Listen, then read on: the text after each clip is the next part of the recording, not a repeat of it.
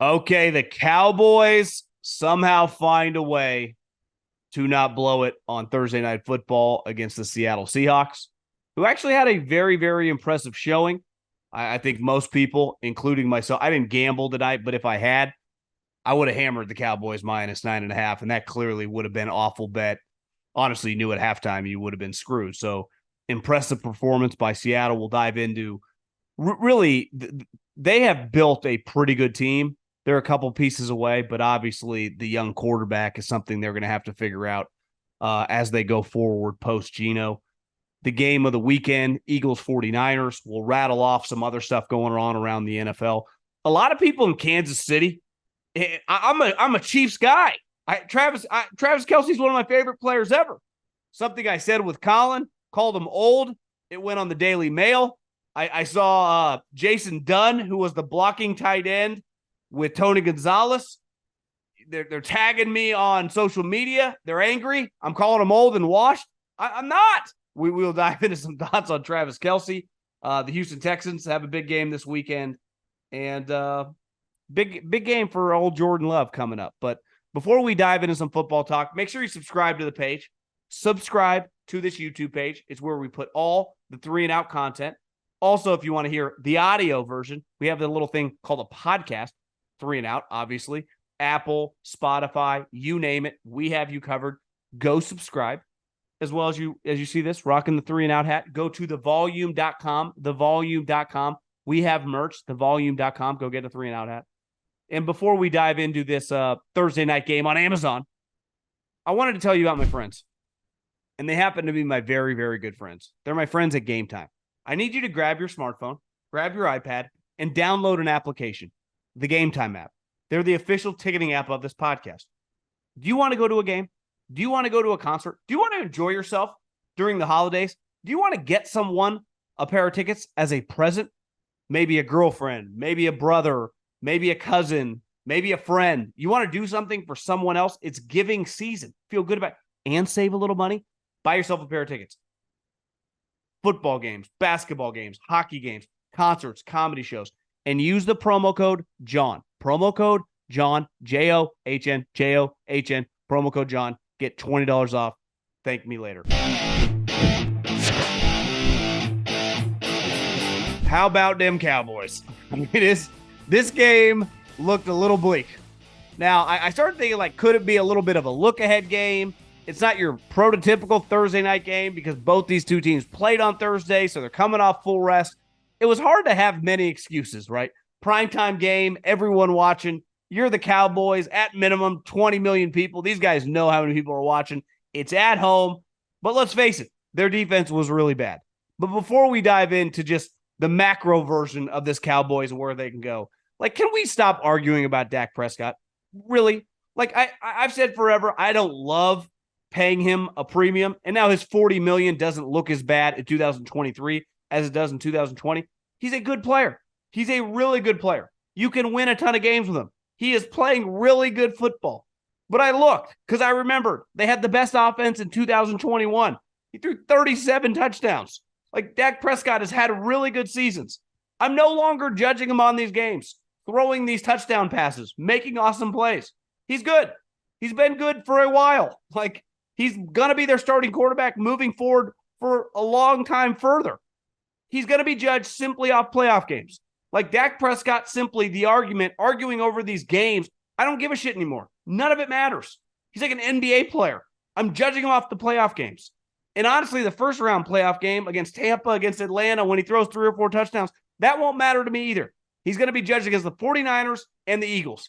Now, if you want to judge him next week against the Eagles, okay, that's a big game for him. But hell, I just saw him play awesome against them a couple weeks ago. It's going to be about the playoffs because I've watched him back-to-back years play poorly. If Dak Prescott is going to play like that in a playoff game, hell yeah, the Cowboys could win the NFC. Their defense needs to play better, but like, that's a championship level player. But he hasn't played like that, like the guy we just witnessed, like the guy a couple weeks ago against the Eagles, like the guy we saw against Tampa when it's mattered most. That's why the last 2 years when they played the 49ers, they've got sent home.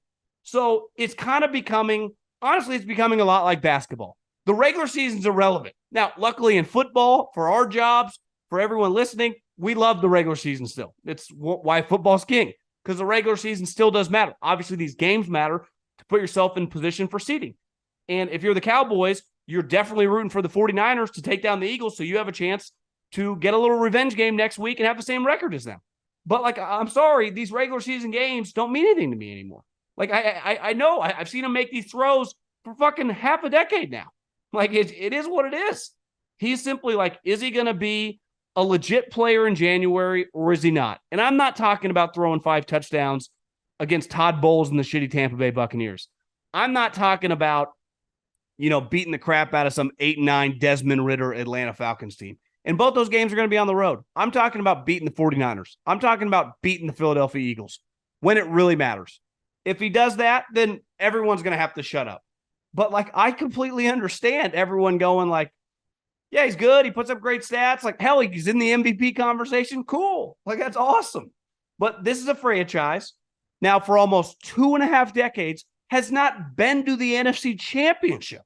They have not been to the NFC Championship. So that's all they're getting judged on now. We know they're good. Now, their defense tonight was pretty bad, right? Honestly, beside the Bland interception, which, how about Deron Bland? Shout out to the Fresno State Bulldogs. Do you know that Deron Bland did not go to the combine? What a great example. My favorite part about the NFL is it kind of represents society. You have people, first-round picks who become stars like Micah Parsons, and you have guys in the later rounds that don't even go to the combine that become, stalwarts, pillars of your organization. And the best part about football, when training camp starts, yeah, the first, second rounders are going to get some more shots, but they'll get fucking passed quick. And the moment some backup starts making plays in games, your ass is Wally pipped, cut, sent to the practice squad, and that guy becomes a full-time starter. So shout out to him because he read that route, the slow motion view from behind on Bland. It's like he knew the play was coming, and Geno threw it right to him. What a season. Part of it when Diggs went down, it's like, where are they going to get the playmaking in their secondary? I don't know. Just a Fresno State Bulldog who's got about 50 picks this year. What a season by that guy. I mean, headed toward being a first-team All-Pro. But listen, the Dallas Cowboys offense looks awesome right now. CeeDee Lamb, stud. Ferguson, baller. I mean, what's his name's grandson, the former, Barry Alvarez's grandson, texting with a scouting buddy who's like, I loved him. Obviously, a lot of people did. He went in the 4th round, but he's become a really good player. Cowboys offense is really, really good. It was in 2021, too. They hosted the 49ers in the first-round playoff game, and they got sent packing. So it's like, we can talk about them. They're a huge brand. Like, there's substance behind them because they're good. They're an easy watch. Parsons is a stud. Do you trust the coach? Why were they throwing tonight on 3rd down at the end of the game when Seattle didn't have any timeouts? They just gave them an extra 40 seconds. I don't pretend to be Bill Walsh or Chuck Noll here, but what the fuck are you doing, Mike? How are you, whether you're calling the play, Schottenheimer's calling the play, whoever, ultimately it's your decision, how do you guys greenlight a play like that? One, it wasn't even close. Dak threw it to like the back corner of the end zone. CeeDee Lamb wasn't in 20 feet. How are you not just running the ball? Like, there are times I'm all for this new age football, being progressive, being aggressive, 4th downs, keeping the foot to the pedal. On that play, like, they're really going to go 80 yards. I mean, they don't have any timeouts, run the ball, take off 40 seconds, and they did not. And then for a split second, I'm like, is Mike really going to go for this on 4th and 3? Now, he didn't. There was another time earlier in the game where they had to delay a game under 5 minutes. I was like, McCarthy just called the timeout. Now, I get it. Maybe he was thinking, hold on the timeouts in case they got into a weird spot. But I have more faith in Dak, even though I'm not going to pick them against the Eagles or the 49ers in a playoff game, especially if they are the wild card team and on the road. Even if they're at home, I'm not going to feel great. But I do have more faith in Dakota Prescott than I do the coach in these big spots because it's just, I don't know, there's a loosey-goosey nature to him. There is no debating. Everyone, I heard Coward talking about this. A lot of people have talking a lot of shit about McCarthy. I'm sure I'm guilty too. He's pretty damn good, right? Like, Pete Carroll makes $15, $18 million, has a long resume of success since USC, obviously won a Super Bowl, has flipped this team to be very competitive without Russell Wilson. He's good too. Like, those are two really good coaches. But something about Mike that makes me a little nervous. Obviously, Mike's team is a lot better than Pete's in the sense of they're just going to go, like, people, they have a chance to make noise in the playoffs. Pete's does not. We'll get into Seattle here in a second. But God, Mike's makes me nervous. He really does. Something about him. It's like, what are you doing here? And it feels like that a lot. Now, and sometimes his defensive lineman, which, listen, it's not necessarily his baby. That's Dan Quinn's, but it is a reflection of the head coach. They can just be a little loosey-goosey. Penalties. It's just there. It always feels like a split second away from getting an unsportsmanlike, jumping off sides. But hey, listen, you don't get style points in the NFL. You don't. So losing that game would have been a kick in the nads for the Dallas Cowboys, and they found a way to win it in exciting fashion as someone who just wanted to be entertained tonight. So it sets up if the Eagles lose for a massive, massive game next week in Dallas. Now, speaking of Seattle, they pivoted really well, right? They didn't want to be around Russell Wilson anymore. They despised him. They couldn't stand the guy. Really, period, point blank, end of story. All the articles that came out last year, how excited Pete was when he won the game. They did not like the guy. He drove them nuts. Egomaniac, wouldn't listen, not coachable. I mean, this is not my opinions. This was all coming out of there. And they pivoted really well. And they have a team right now that offensively has a ton of talent. I mean, DK Metcalf is like a poor man's Terrell Owens. That first touchdown, that looked exactly like T.O. in his prime. The other touchdown he had was just, I mean, honestly, I think they stole that play from the Cowboys a couple weeks ago in the Chargers, where the quarterback just keeps backpedaling. You run a crossing route that runs into the other guy, and the guy becomes wide open. I swear to God, Dak Prescott ran, if not that same play, something very similar against the Chargers. Geno Smith and DK hit it to perfection. But, like, that team is very, very equipped for a young quarterback. And honestly, like, I've been saying it for a while. Geno can look really bad, and he has lately. Maybe he was banged up, but I think he's been up and down this season relative to last year. Tonight he was really good. And when he's really good, their offense looks fucking sweet. I mean, Jackson Smith, baller. Lockett had a bad drop, but Lockett could play for my team any day of the week. Obviously, DK is a premium talent. And, Charbonnet, who got hurt in this game, is awesome. Been following that guy's career since he was at Michigan. Then he transferred to UCLA, and Kenneth Walker's been banged up when he's on the field. Like, they're offensive skill guys, and if their offensive linemen are healthy, and I'm sure they will be next year, like, he's really well equipped to be aggressive and go draft a quarterback. And I would keep an eye on this team, especially, like, I think Seattle's going to make the playoffs. Now, they still got some tough games ahead. They still play the 49ers again. They play the Eagles. Like, they're not a lock. They're lucky because the NFC, they might be able to make it at 9-8, maybe on some years. Definitely in the AFC, 9-8 is not making the playoffs. But they definitely are equipped. I mean, they're going to be in position where if they can find their right guy, even if he's not, kind of like Russell Wilson was early on in his career, the Russell Wilson when they drafted was not the guy that he became, post LOB. Remember, the arguments were like, is this guy even any good? Like, what's this guy even doing? If you can just find somewhat of that version to kind of build around, you might have a better chance and a better ceiling, because for as good as Geno was tonight, like, I'm obviously no chance I'm picking them in a playoff game, but it is impressive just to be in the mix and what they've done to build the squad. But to me, they feel like a quarterback away from really making hay. And they know that. I mean, they've sniffed around years ago on Josh Allen. I'm sure last year they were entertaining the Anthony Richardson. Now, they probably don't feel bad about not doing that given that he was injured. But, I mean, I think this year it's going to be a little harder because they're going to have to come up. But you're going to eventually have to swing for the fences. And they've proven that, as you saw John Schneider today, who was wearing a short sleeve button up. With about 5 minutes left in the game, you could see him running with his sports coat behind Pete, screaming at the referee. A couple minutes later, you could tell he's so hot. He's got, the $1,000 sports coat off. He's got a short sleeve button up like someone would wear in like the 70s. Love that guy. I would expect them to get really, really aggressive this offseason because they do have some nice pieces. They really do. Some nice young DBs. Definitely offensively, they got guys everywhere. So that was a fun game. All I can ask for is a fun game on Thursday night. And luckily, because both these teams were well rested, that it was well played would be strong. I mean, there were a lot of penalties, but just it was very fast. There was just a lot of speed. The guys didn't look tired. I really enjoyed it. So big win for the Cowboys, and Seattle's leaking a little oil now. Can you believe we're this deep into the NFL season? We got to make every second count. With DraftKings Sportsbook, you can make the most out of every game. Bet on your favorite teams for a shot at winning big bucks.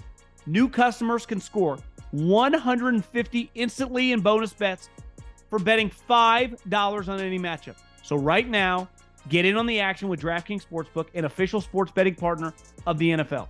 Download the app now and use the code JOHN. New customers can score $150 instantly in bonus bets for betting just $5 on the NFL. Only on DraftKings Sportsbook with code JOHN. The crown is yours. Let's get into the big game of the weekend. And listen, my take on this is simple. I like the Niners, and I like them pretty big. And that's not because I don't think the Eagles are good. Or that's not because I think like the Eagles are this year's Minnesota Vikings. I have a ton of respect for the Eagles. And what they've done the last 2 weeks is fucking awesome. Like if I'm an Eagles fan, the last 2 weeks have been probably one of the better 6-day stretches, non-playoffs of like the last couple decades. Like what a badass couple wins. Got to be exhausted. I mean, have to just be spent. I heard Sirianni yesterday. They had to go walk through. I mean, they got multiple players. One of their safeties, what's his name? Reed something, the white dude, played every snap. And he's like, yeah, I'll do whatever I got to do. I'm ready to do it more. I mean, they have some D linemen playing 70, 80 snaps. Obviously, some of the guys are banged up. Lane Johnson, we'll see his status. You just got to be tired. You just got to be exhausted. And the Niners get the benefit. They played last Thursday night in a game beside one quarter was pretty easy on them. That wasn't exactly one of those games where you leave like, God, that was a knockdown drag out. That's going to be one where you sit in the cold tub for a couple weeks. That was like, we're going to dinner tonight. Let's go enjoy ourselves. So it's just simply based on like the Niners have way more rest. They are healthy. The Eagles are not, and they got to be fucking exhausted. And let's face it, once they beat the Bills, this game isn't as important to them. This game's very, very important to Kyle Shanahan. I mean, I think this is a massive game for Kyle Shanahan, a massive game for Brock Purdy, especially if it's sprinkling to prove that he can, somewhat play in the elements, even if it's not 20 degrees. But they're just, everything sets up for them right now. I saw Kyle, kind of push back like he was very surprised that they were the favorites. They're the favorites for a reason. Like one team's healthy, one team's not. One team has a lot of rest, the other team doesn't. And they're viewed as very similar teams in terms of high-end starting players, right? They're clearly, you could argue, the two best teams in the league. So big moment for the Niners. And honestly, I won't think anything else going into the playoffs. Like if the Niners win this game by 2 touchdowns, it won't make me view that game any differently when they play in the playoffs. I'll go, that's probably more of a pick 'em. That's probably more, this game could go any other way, especially if it's in Philly. This is just a very unique circumstance. Think about times when, you have a couple long weeks of work, right? And you're just exhausted. You also have a couple social obligations. Maybe you got some family stuff, taking your kids around, doing something with your wife. And then you just hit a day. You're like, I just hit a wall. I need a day of sleep. How do the Eagles not feel like that right now? I mean, I can't even imagine being some of their players. Hell, some of their coaches. I mean, Sirianni was telling, where did they play last week? Bills. So they were telling, it would have been Romo and Nance. I mean, the guy's sleeping in the office. I saw a picture of him the other day. He looks exhausted. So you just, like, every once in a while, we're all humans. Their football team full of humans. You kind of run out of gas. And then you kind of recharge and you get ready for next week, which, let's face it, is the division. If the Eagles were to win that game, even if they lose it, they'll be fine. The Niners still have to play the Ravens. It's not like the Niners would have the number 1 seed with a win. This game just means dramatically more to the Niners. I don't think it matters that much to the Eagles. Not it doesn't matter to their players, but I just mean in the grand scheme of things, like if they lose it, so what? Very understandable. Let's fly around. Speaking of the Eagles, for the first time, Monday Night Football flexed the game. And I have no problem with it. I saw some people, it was Kansas City against the Patriots, and they flexed that game out, put it on Sunday, and they moved the Eagles-Seattle game from Sunday to Monday night. Of course they did. You cannot, if you have the option, put the Patriots in front of the country. Can't do it. I mean, they are too boring. They are too difficult of a watch. Even Patriot fans would tell you. It's awful.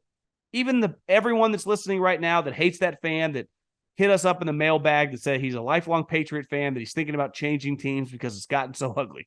Like, yeah, we're all old enough to remember how good it looked. This team is unwatchable.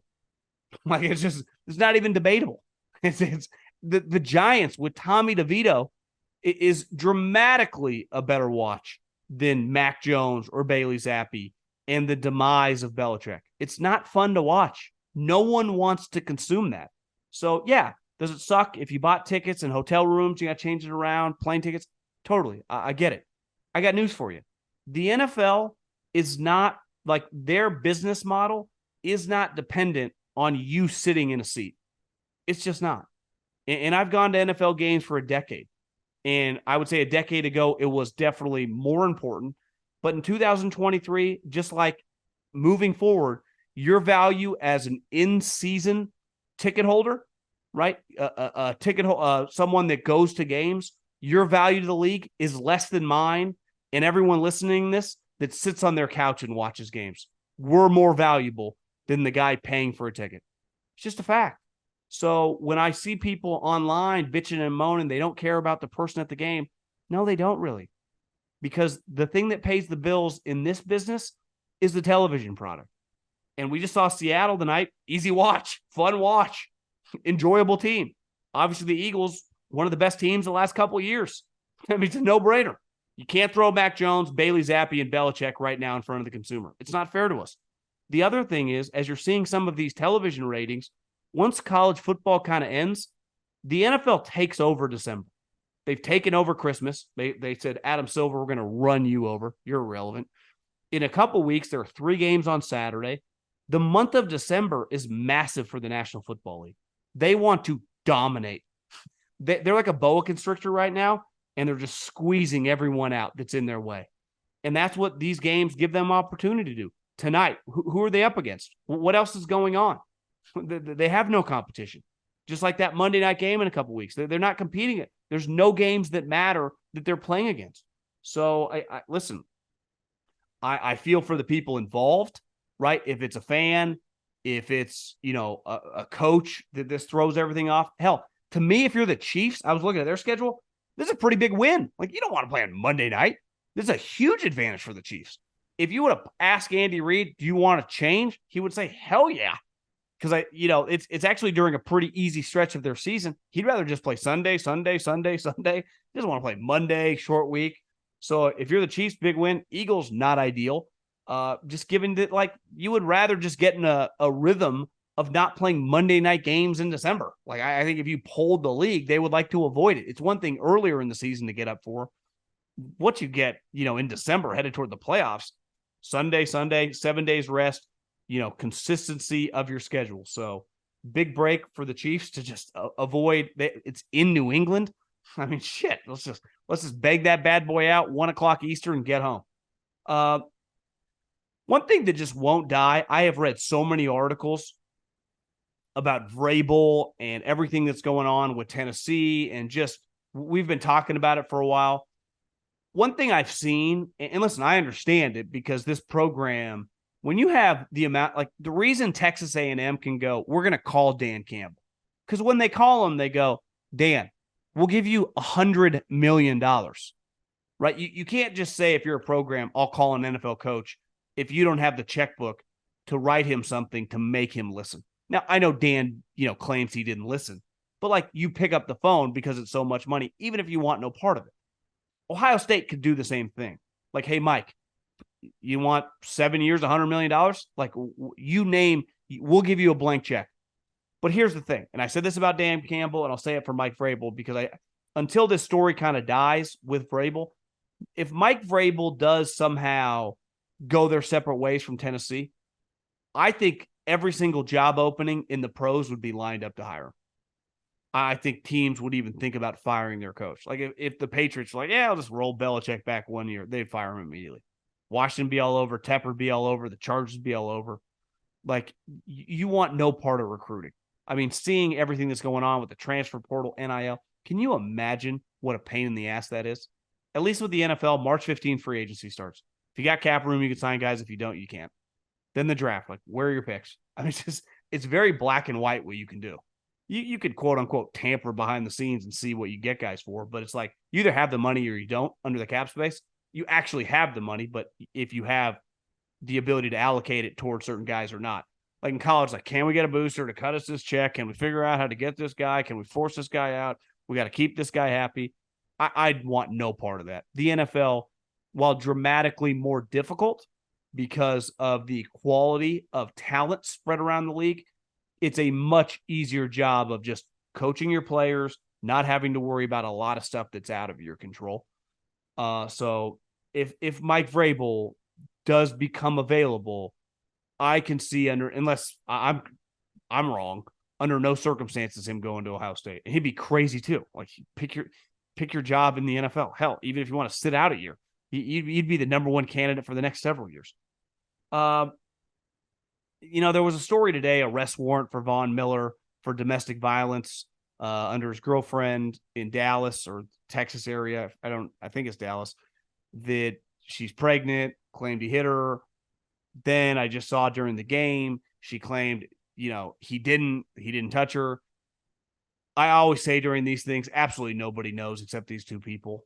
And my simple take on this is the Von Miller signing for the Bills has been an utter disaster. He got injured last year. He tore his ACL. He came back this year. He's a shell of himself. And I got no clue what happened. But when you're a Hall of Fame level player, team captain, team leader, you can't be during the bye week having an arrest warrant put out for you. Like, it just can't happen. And I understand some things in life are out of your control if you didn't do anything, but like, it just can't happen. Like, it's embarrassing for yourself, for the team. So overall, this signing has just been an utter train wreck for the Bills. And let's face it, when you pay your quarterback a lot of money and you've invested a lot of money into, Diggs and all these draft picks into the defense, and you spend a lot of guaranteed money on Von Miller and it doesn't work, it's a problem, right? When you only get so many bites at the apple once you pay the quarterback, you got to make it count. You really do, right? Like, when the Chiefs paid Mahomes, like, Kelce's got to be good. Chris Jones got to be good. When they make the trade for Tyreek, they got to hit on those picks. And they did. That's why they've stayed being good. But if they hadn't, like, if Chris Jones had just become a scrub, they'd be fucked. Those type things, like, when you allocate your resources, when you have a highly paid quarterback, you got to make it count. You really do. And that signing, for a lot of different, reasons, has just been an utter disaster. Houston, Denver. I mean, who would have thought that this game would have mattered as much as it does? And listen, we're going to learn a lot about Denver this weekend, but I think Houston, whether you make the playoffs, whether you end up missing it by a couple games, regardless, I'd be pretty excited, for a team that went through everything with Deshaun Watson, which was just an embarrassment. I mean, the time when he was like coming to practice, not playing, all the chicks suing him just kind of like acting weird, firing the coaches. It was Cleveland Brown, Oakland Raider. I mean, just low level shit going on. But within the snap of a finger, to get DeMeco Ryan, to get CJ Stroud, to get Tank Dell, Will Anderson, to get some core pieces on your team. You got Tunzel, you got picks next year. You're going to have cap space because you have a cheap quarterback. You got to feel really, really good about yourself. You got to feel really, really good about the team. This is just one of those times that sometimes you got to go like Andy Dufresne through all the shit to get to the other side.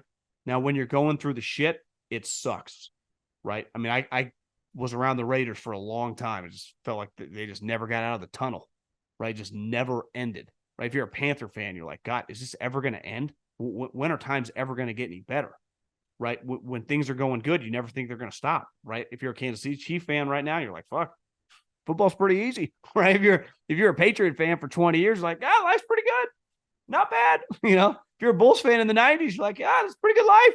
And then all of a sudden MJ retires, you're like, God, this sucks. So in sports, it's so dependent on high level building block players. And when you got them, you got to not take them for granted, enjoy it. And there's nothing better than having young ones. There isn't, where you go, God, this could last a long time.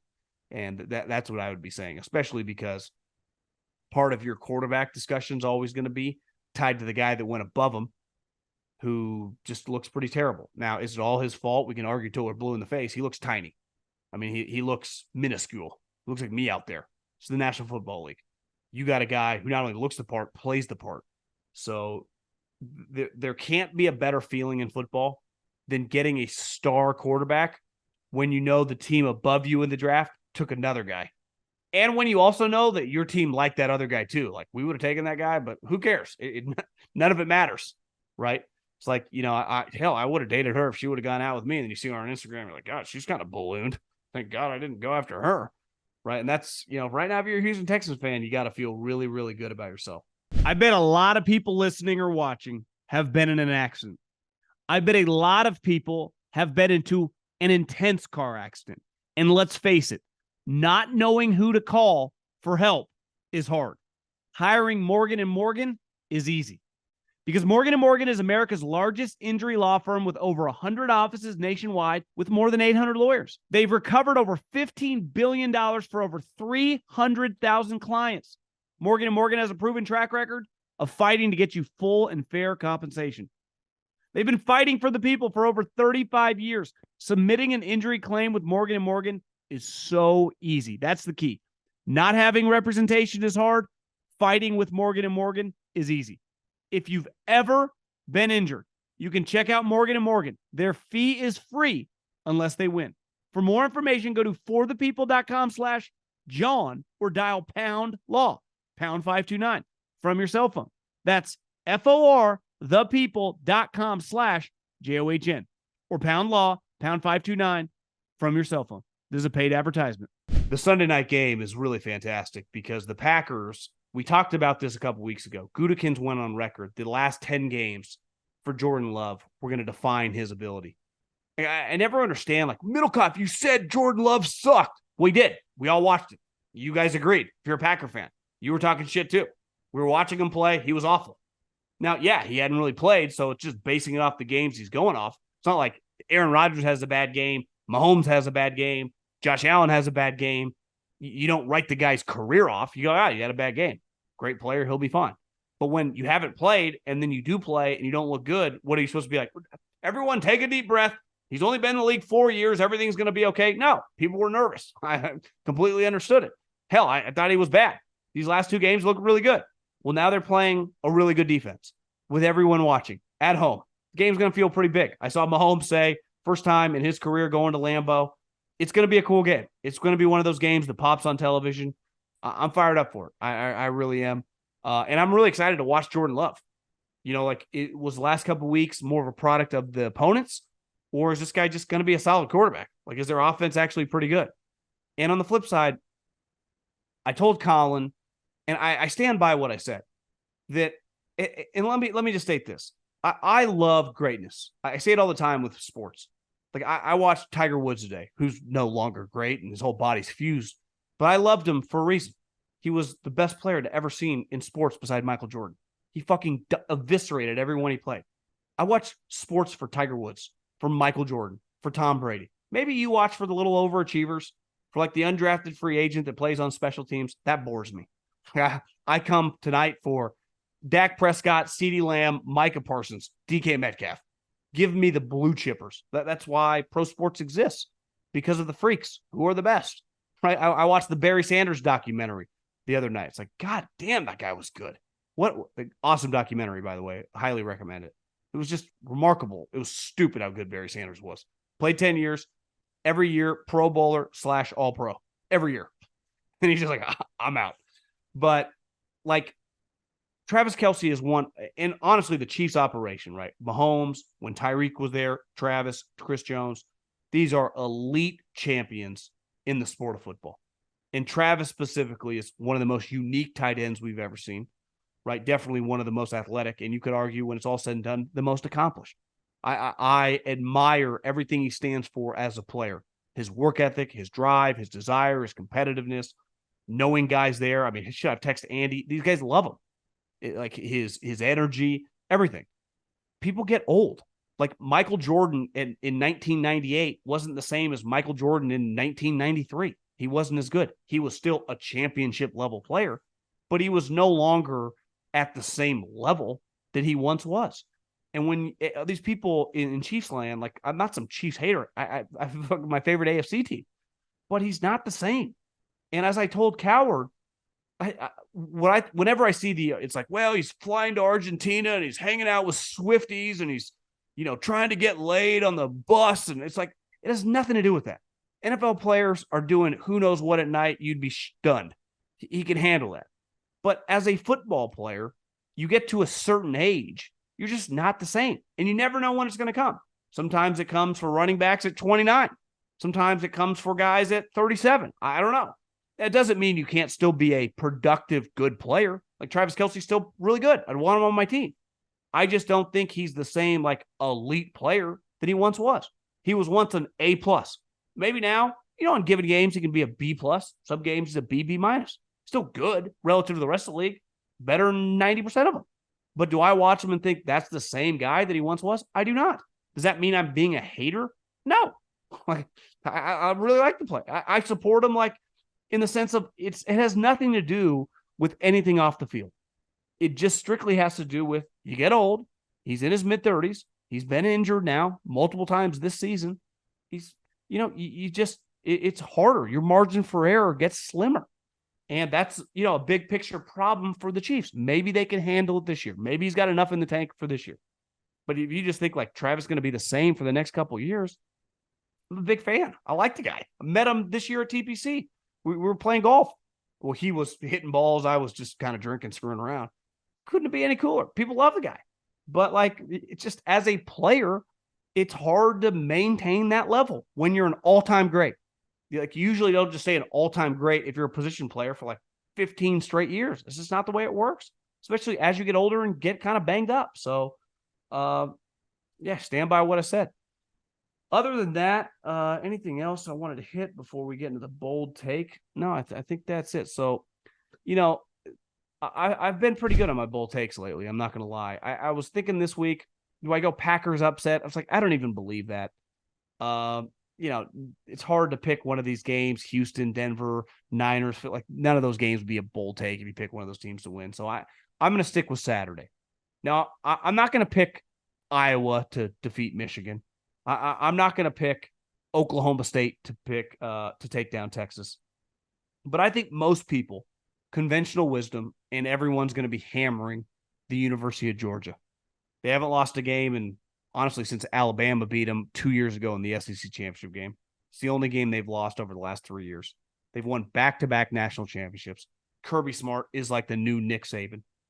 But Kirby Smart has more national championships than he does wins over Nick Saban. And Nick Saban's dominance, I saw Aaron Murray throw this out on, I think he threw it out on TikTok, but he posted it on Instagram. His stats in the SEC championship game are pretty eye-opening. Newsflash, he dominates this game when he gets there. So, listen, last week, crazy win. It's a rivalry game. Shit gets weird. Auburn had just lost to New Mexico State. When you have I saw so many people that cover the SEC like, this isn't good for Alabama. They're gonna be way more focused. They clearly were. Hell, they should have won the game. Alabama got very lucky. I think you get a much, much better version of Alabama. This is, to me, obviously the Pac-12 championship game matters a lot, though that game's dead after this year. It will never exist. Right? Both those two teams are going to the Big Ten. This is the game that, to me, because all these other matchups consistently suck, that feels like it really, really matters to the conference, to the players, to the coaches. It's like a pseudo playoff game. It's a pseudo Super Bowl. It feels the spread is the smallest of all the other games. I'm taking Nick Saban. I'm taking Alabama. Now, I'm also the same guy that picked them to lose earlier this season. I thought the dynasty was gonna get derailed. It didn't. He's a GOAT for a reason. He owns a Ferrari dealership now, worth hundreds of millions of dollars off the field. Don't sleep on Nick, the businessman, but you definitely can't ever question his ability to coach his football team. And the reality is, like, no one wins 3 straight national championships. That's not the way it works. Eventually, Georgia's just like, I definitely, even if they won this game, would not pick them to win the Natty. But I think Alabama upsets them, and then I think it sets off like a domino effect of things getting really weird. right? Because then Georgia would have an argument. Does Florida State win? What do they do with the? I don't know, but I think Alabama wins this game in Atlanta. That's my bold take of the week. Brought to you by Guinness. Gather your friends, raise your glasses, and toast to a win, Alabama fans. Guinness Draft Stout, imported by Diageo Beer Company, USA, New York, New York. Please drink responsibly.